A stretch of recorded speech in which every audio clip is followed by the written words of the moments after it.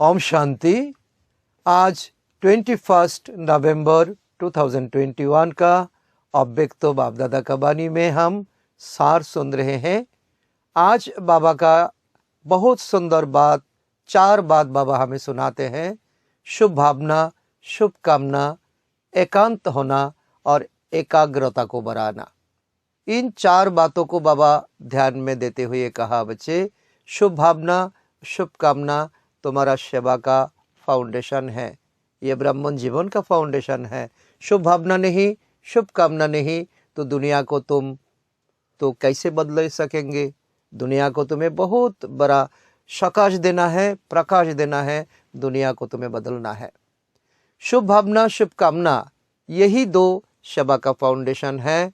कोई भी आत्माओं का सेवा करते हैं, अगर तुम्हारा अंदर शुभ भावना, शुभ कामना नहीं तो आत्माओं को प्रत्यक्ष फल का अनुभव तुम करा नहीं सकते हो। इसीलिए बाबा कहते हैं सेवा 2 होती है, तो और 2 होती है। एक तो भक्ति में हम करके आया है, वो है नीति प्रमाण और रीति प्रमाण, और हमारा है शुभ भावना, शुभ कामना। शुभ भावना, शुभ कामना अर्थात शक्तिशाली संकल्प को महत्व देते हुए बाबा ने कहा, ये साइंस का कितना भी इन्वेंशन क्यों ना निकले, संकल्प से ज़्यादा शक्तिशाली कुछ भी नहीं। हमारी शुभ भावना तो बाप में भी भावना बिठाती है, बाबा को परम धाम से खींच कर ले आते हैं।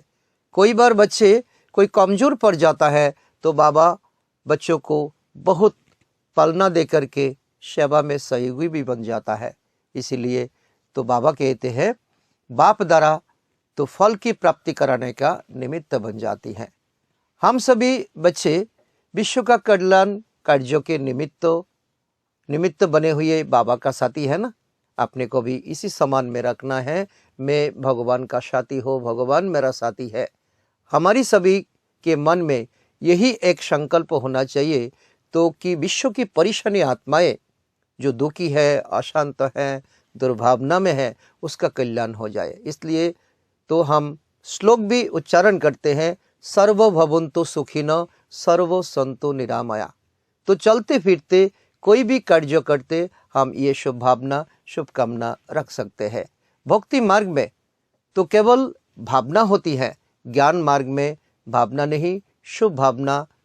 और इसको बाबा कहते हैं ज्ञानी तो आत्मा, बच्चों को ज्ञान युक्त तो कल्याण की भावना सर्व आत्माओं के प्रति सदाकाल और सर्व कल्याणकारी भावना होती है। इससे संसार को बहुत बड़ा एक बदलाव आने वाला है, और आत्माओं को नहीं बल्कि ये 5 तत्वों को भी ये परिवर्तन करने का ये शुभ भावना बहुत बड़ा एक एटम है। तो एकांत प्रिय आत्मा के लिए बाबा कहते हैं एकांत प्रिय आत्मा कितना भी दुनिया में भीड़ भाड़ क्यों ना हो, वो बीच बीच में एकांत प्रिय वो बन जाती हैं। तो उसको मन बुद्धि को जिस समय चाहे जहाँ चाहे वो एकाग्र कर सकती है। एकांत प्रिय होने से एकांतवासी होकर के वो एकाग्र कर सकते हैं।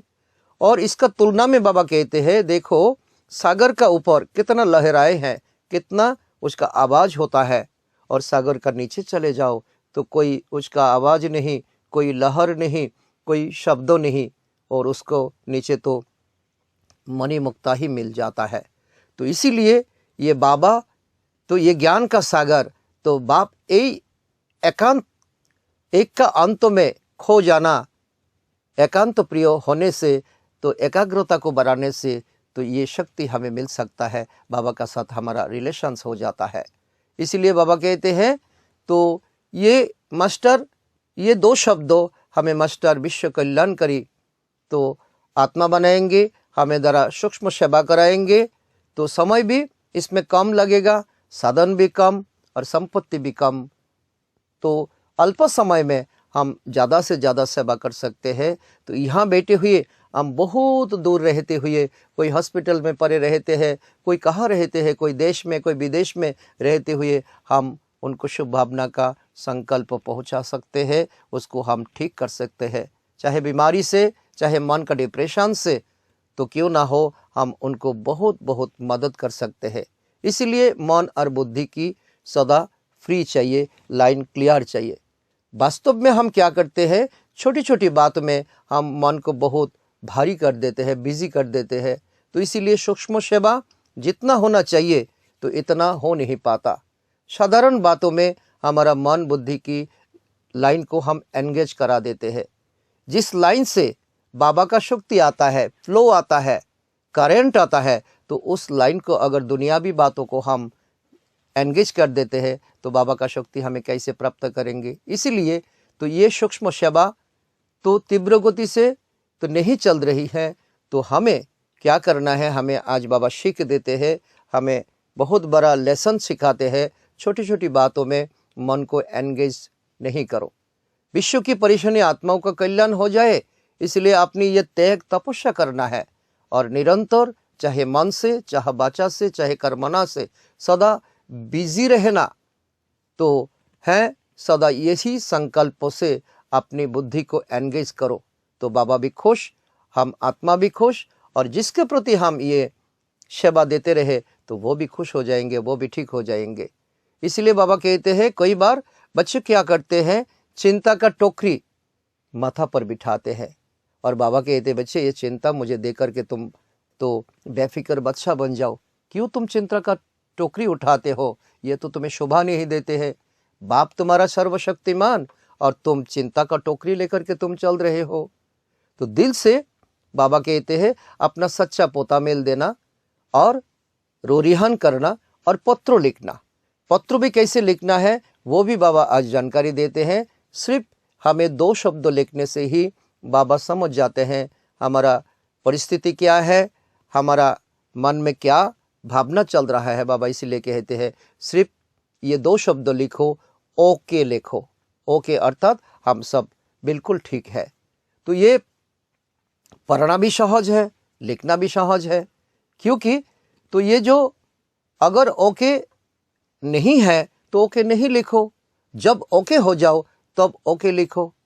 तो इसीलिए बाबा कहते हैं कोई भी कार्य करो सदा शॉर्ट भी होना चाहिए और स्वीट भी होना चाहिए।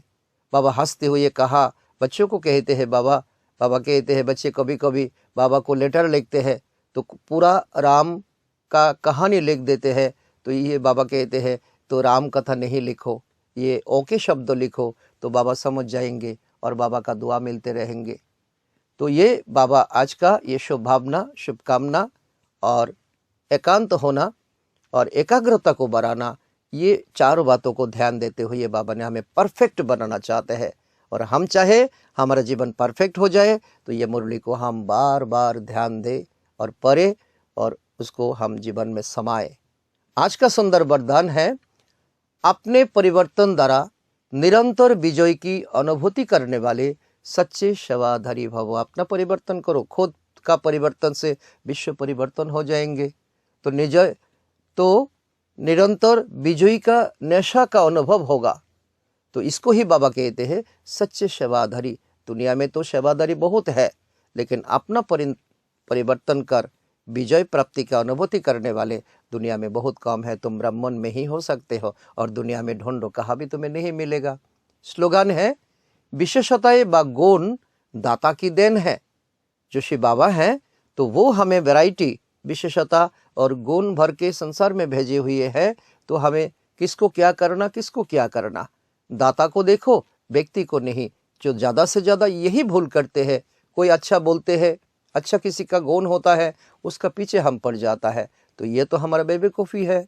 बाबा कहते हैं एक बाप को देखो, कोई देहदारी को नहीं देखो। ये कहते हुए बाबा ने आज कहा, ओम शांति।